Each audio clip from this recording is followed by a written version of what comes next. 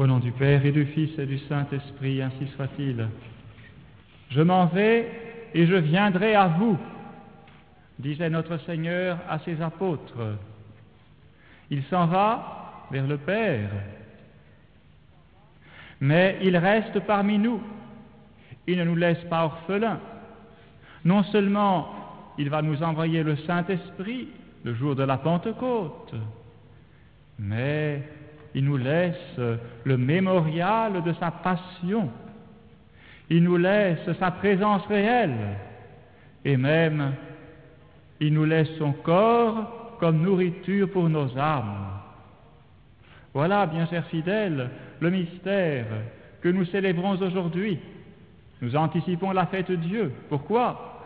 Parce qu'aujourd'hui, nous célébrons les 750 ans de l'institution de la fête du Très Saint Sacrement.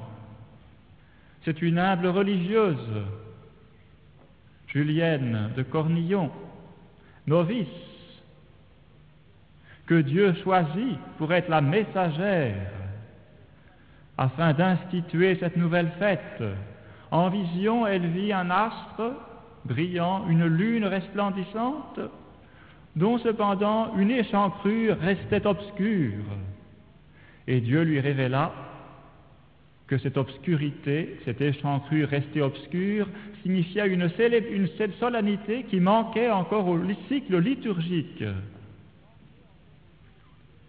Et alors, elle garda ce secret pendant 20 ans, elle n'osait pas le révéler dans sa toute humilité. Ce fut un combat de Dieu contre l'humilité de sa servante. Et au bout de 20 ans, elle décide à parler. Elle révèle cela à son directeur spirituel, afin que l'Église puisse juger de cette révélation. Et le théologien Jean de Lausanne consulta d'autres théologiens, et tous dirent unanimement, il n'y a rien contre la foi dans cette institution d'une nouvelle fête en l'honneur du Saint-Sacrement. Bien au contraire, cela ne peut que procurer la gloire de la Sainte Eucharistie. Et aussitôt, elle fit rédiger par un moine pieux l'office du Saint-Sacrement, non pas celui que nous avons, mais un office primitif du Saint-Sacrement, qui fut bientôt approuvé par tous les prêtres du diocèse de Liège. Mais, hélas, parmi eux, dans le clergé, certains résistaient, disaient « Non, à quoi bon une nouvelle fête pour Jésus hostie? N'y a-t-il pas assez avec la messe quotidienne ?» Voilà l'impiété suscitée par le démon, bien chers fidèles, qui voulait mettre obstacle à cette volonté divine. Nous en avons assez avec la messe, cela suffit. À quoi bon une solennité supplémentaire? Et alors Julienne fut ébranlée, elle eut des doutes sur sa mission, et elle partit en pèlerinage à droite et à gauche pour recevoir la lumière. Et réconfortée par ses prières, elle revint à Liège pour réussir à instituer cette fête.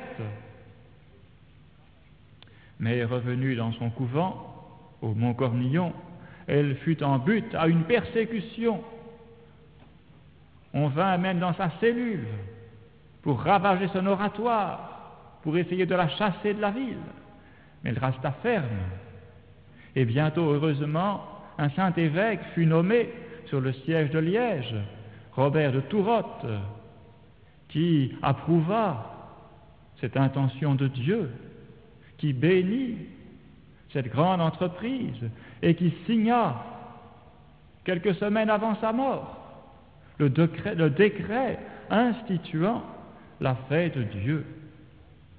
En octobre 1246, et près de mourir sur son lit de mort, il fit encore célébrer la messe de la fête de Dieu avec l'office de la fête de Dieu en sa présence. Si bien que l'on peut dire que la fête de Dieu fut réellement célébrée pour la première fois il y a 750 ans. C'est seulement l'année suivante que les chanoines de Saint-Martin firent célébrer la messe de la fête Dieu dans leur collégiale. Et 5 ans plus tard, le légat du pape, Hugues de Saint-Cher, un grand théologien, fit à nouveau célébrer la messe de la fête Dieu à Liège.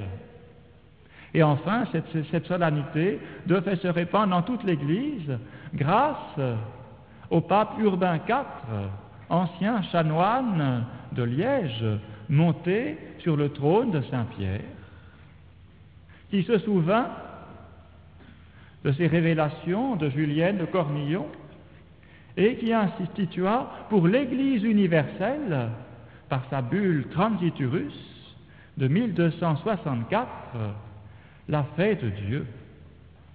Et son successeur Jean XXII va exiger en plus la procession du Très Saint Sacrement en 1317.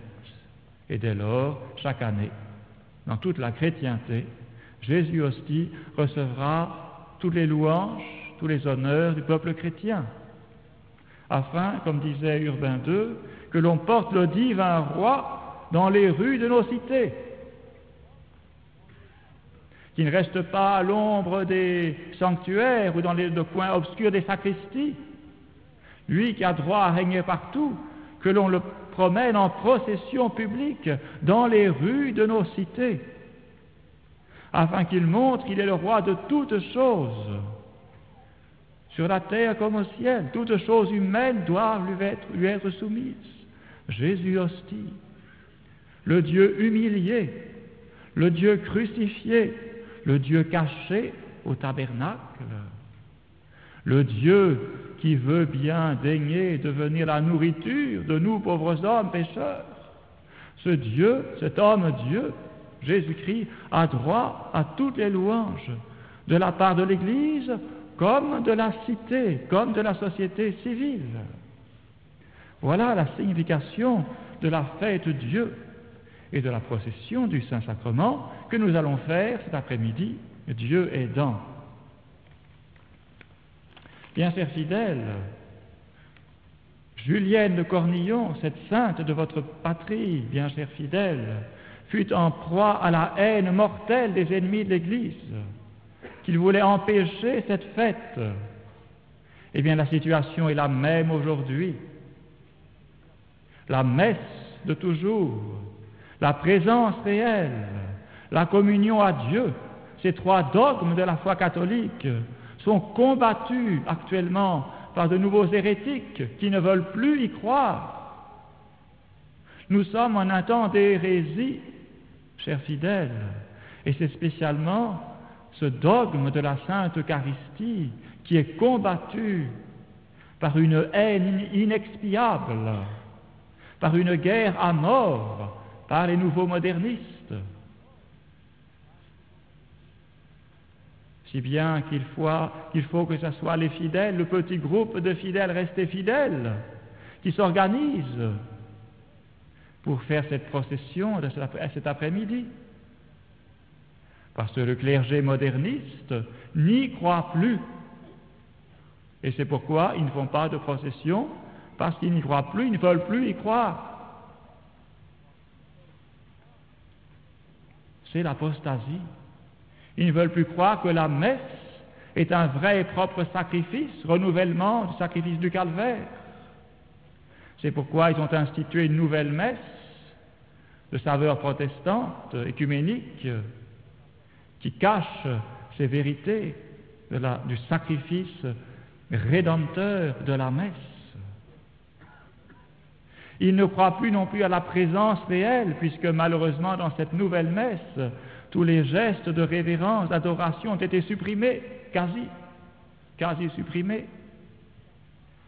Elle est célébrée dans la langue vulgaire face au peuple, presque sans génuflexion. Ils ont perdu la foi dans la présence réelle, ces malheureux prêtres, depuis 27 ans maintenant qu'ils célèbrent cette nouvelle messe. Et enfin la communion qu'ils imposent que l'on reçoive debout, dans la main, sans respect, parce qu'ils ne croient plus que par la Sainte Communion, c'est Dieu lui-même, le Verbe fait chair, réellement et substantiellement présent dans la Sainte Hostie qui descend dans nos âmes. Il n'y croit plus. Il renouvelle l'erreur de Béranger, qui vivait un siècle avant Sainte Julienne de Cornillon. Cet hérétique, qui habitait à Tours, niait la transsubstantiation et la présence réelle. Eh bien, nous y sommes. Les prêtres, de nombreux prêtres actuellement, ne croient plus à la transsubstantiation, ne croient plus qu'à la messe par les paroles du prêtre.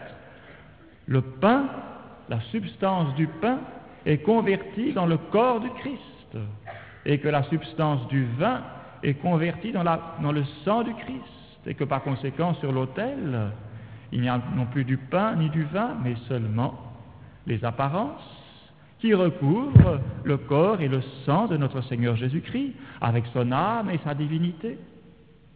Grande vérité de notre catéchisme, que l'ange vint révéler à nouveau aux petits pastoureaux de Fatima, 1916, un an avant la Sainte Vierge, en leur apprenant cette belle prière. Ô adorable Trinité, je vous adore et je vous offre les très précieux corps, sang, âme et divinité de notre Seigneur Jésus-Christ, présent dans tous les tabernacles du monde, etc. Quelle profession de foi dans la présence réelle. Et nous offrons cela à la messe.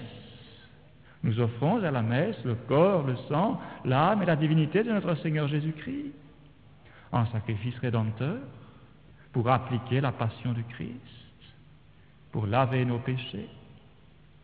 Il n'y croit plus. Alors, bien chers fidèles, reprenons les grands motifs qui émurent le saint évêque Robert de Tourotte, comme le pape Urbain IV a institué cette fête. Et dans leur bulle de promulgation, ils donnent 4 grands motifs qui sont justement aujourd'hui, bien chers fidèles, les 4 motifs de notre procession et de notre réunion ici. Qu'est-ce que nous voulons faire? Pourquoi cette fête Dieu en l'honneur du Saint-Sacrement? Eh bien, ces papes disaient premièrement en action de grâce pour la charité très pure que Jésus-Christ nous montre dans le sacrement de son amour. En action de grâce. Merci, mon Dieu, de nous avoir donné Jésus hostie. Merci, mon Dieu, de nous avoir gardé la messe de toujours, dans un temps d'apostasie générale. Merci, mon Dieu. Action de grâce. Ensuite, pour suppléer et pour réparer aux manquements, aux irrévérences, aux blasphèmes contre la Sainte Eucharistie. Vous voyez donc, la deuxième intention, c'est la réparation. La procession du Saint-Sacrement a un but de réparation pour toutes les irrévérences, les blasphèmes, les sacrilèges dont les prêtres maintenant se rendent coupables à cause de cette nouvelle liturgie. Réparons ces sacrilèges. Troisième grande intention, bien chers fidèles, c'est magnifiquement dit par le pape Urbain IV. Surtout, dit-il, surtout pour confondre la perfidie et la démence des hérétiques. Évidemment, si nous disons cela maintenant, face aux modernistes, ils frissonnent de rage. Et pourtant, c'est la vérité prononcée par un pape et un saint pape. Surtout pour confondre la perfidie et la démence des hérétiques. Les hérétiques actuels, qui utilisent cette messe nouvelle pour ne plus croire. Quelle perfidie de tomber à côté de la foi catholique, de se détourner de la foi catholique, c'est la perfidie. Et puis la démence, la folie, c'est un vent de folie qui a saisi l'Église, qui trouble les esprits, qui les aveugle, qui les égare loin de la vérité. Alors nous voulons résister à cette folie. Nous voulons rester saints d'esprit. Nous voulons rester catholiques. Voilà le troisième motif de notre procession. Confondre la perfidie et la démence des hérétiques. Et enfin, bien chers fidèles, comme disait le pape Urbain IV, quatrième grande intention de la fête de Dieu, pour l'affermissement et l'exaltation de la foi catholique, pour le triomphe de la foi catholique sur l'hérésie actuelle, pour cet affermissement de la foi, comme il nous est bon de nous trouver au pied du Saint-Sacrement et de processionner derrière lui tout à l'heure, pour affermir notre foi. Non, ce n'est pas du pain, c'est le vrai Dieu, le Dieu fait homme, pour affermir et exalter publiquement aux yeux de tous ceux qui vont nous voir tout à l'heure dans les rues, pour exalter la foi catholique, pour qu'à nouveau l'Église soit en honneur et non pas humiliée comme elle l'est actuellement par le faux écuménisme, pour exalter notre Église, l'Église du Verbe incarné, la seule Église de Dieu, l'unique arche du salut. Pour exalter l'Église, alors nous allons faire cette procession du Saint-Sacrement. Voilà, bien chers fidèles, les 4 grands motifs qui poussèrent ces saints papes, ces saints évêques à instituer la fête du Saint-Sacrement. Et tout à l'heure, nous porterons le divin roi en procession, courageusement. Et notre Sainte Église, nous voulons la faire triompher. C'est pourquoi nous voulons former, bien chers fidèles, je dirais, une sainte ligue, une union spirituelle, apostolique, comme une promesse, un serment, de combattre jusqu'enfin à Rome, à nouveau, la messe de la tradition catholique, la messe de toujours, soit à nouveau célébrée, approuvée, recommandée, imposée dans l'Église universelle. Voilà la signification de notre réunion aujourd'hui. Une ligue combattante, apostolique, missionnaire, afin qu'à nouveau, partout dans l'Église, et spécialement à Rome, la messe de toujours soit célébrée, la présence réelle soit louée, et le divin roi, reconnu roi de toutes choses, aussi bien spirituel que temporel, ainsi soit-il. Au nom du Père et du Fils et du Saint-Esprit, ainsi soit-il.